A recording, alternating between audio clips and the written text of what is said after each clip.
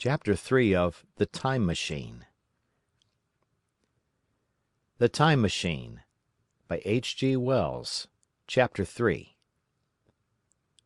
I told some of you last Thursday of the principles of the Time Machine and showed you the actual thing itself, incomplete in the workshop.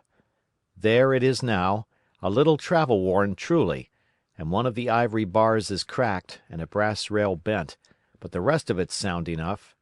I expected to finish it on Friday, but on Friday, when the putting together was nearly done, I found that one of the nickel bars was exactly 1 inch too short, and this I had to get remade, so that the thing was not complete until this morning. It was at 10 o'clock today that the first of all time machines began its career.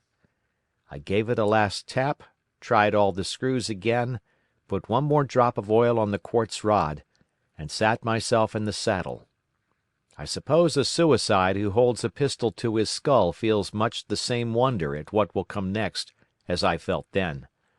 I took the starting lever in one hand and the stopping one in the other, pressed the first, and almost immediately the second.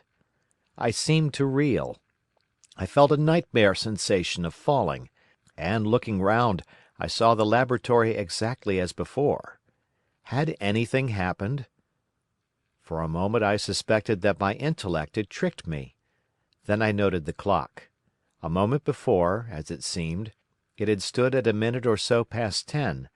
Now it was nearly half-past 3. I drew a breath, set my teeth, gripped the starting lever with both hands, and went off with a thud. The laboratory got hazy and went dark.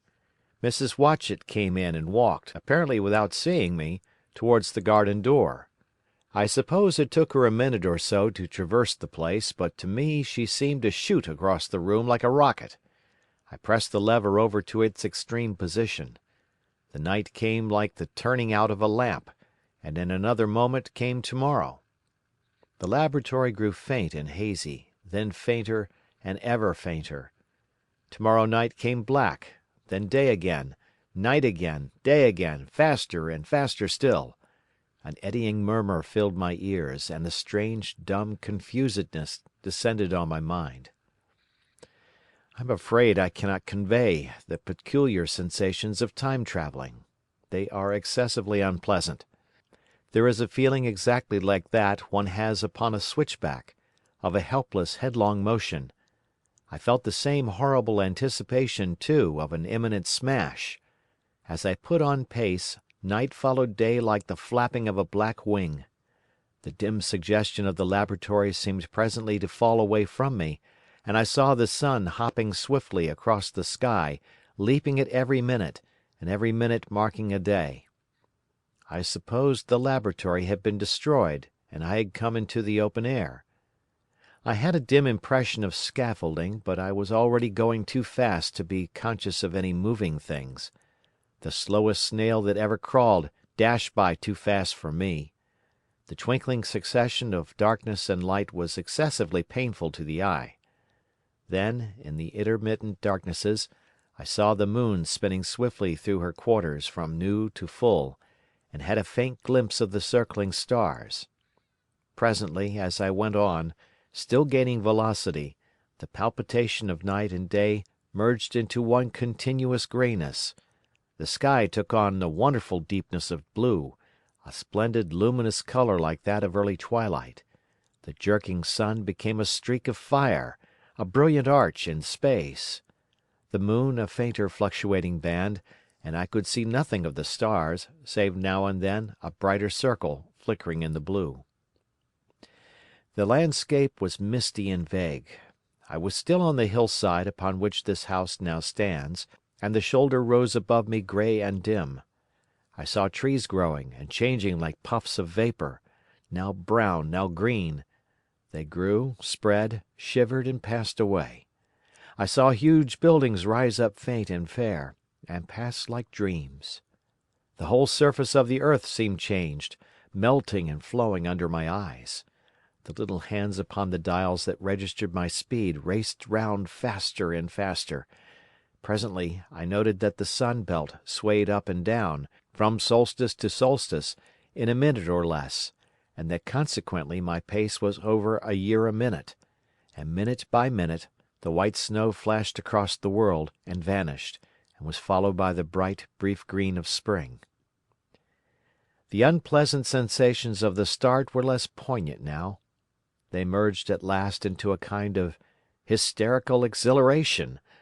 I remarked indeed a clumsy swaying of the machine, for which I was unable to account. But my mind was too confused to attend to it, so with a kind of madness growing upon me, I flung myself into futurity. At first I scarce thought of stopping, scarce thought of anything but these new sensations.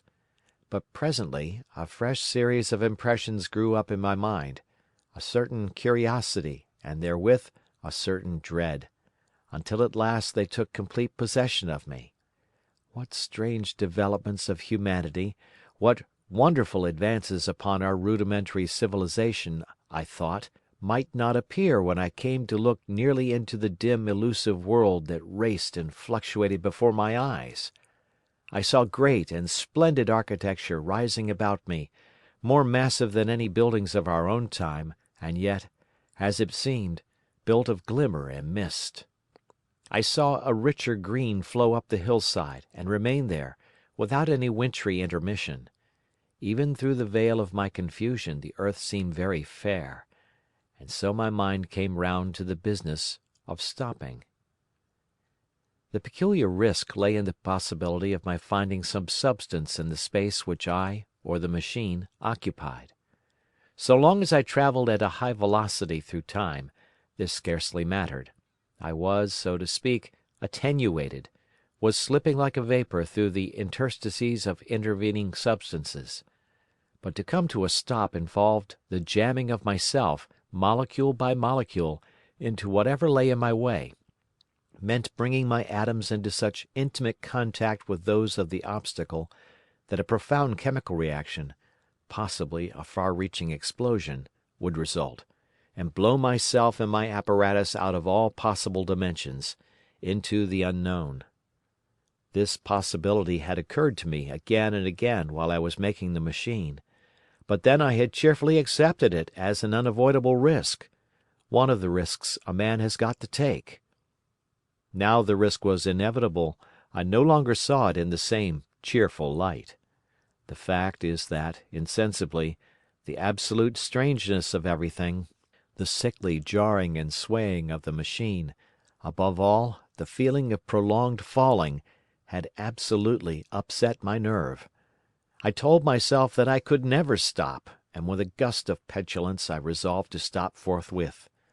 Like an impatient fool I lugged over the lever, and incontinently the thing went reeling over, and I was flung headlong through the air. There was the sound of a clap of thunder in my ears. I may have been stunned for a moment. A pitiless hail was hissing round me, and I was sitting on soft turf in front of the overset machine. Everything still seemed grey, but presently I remarked that the confusion in my ears was gone. I looked round me. I was on what seemed to be a little lawn in a garden, surrounded by rhododendron bushes, and I noticed that their mauve and purple blossoms were dropping in a shower under the beating of the hailstones. The rebounding, dancing hail hung in a cloud over the machine and drove along the ground like smoke. In a moment I was wet to the skin. "Fine hospitality," said I, "to a man who has travelled innumerable years to see you." Presently I thought what a fool I was to get wet. I stood up and looked round me. A colossal figure, carved apparently in some white stone, loomed indistinctly beyond the rhododendrons through the hazy downpour, but all else of the world was invisible. My sensations would be hard to describe. As the columns of hail grew thinner, I saw the white figure more distinctly. It was very large, for a silver birch tree touched its shoulder. It was of white marble, in shape something like a winged sphinx, but the wings, instead of being carried vertically at the sides, were spread so that it seemed to hover.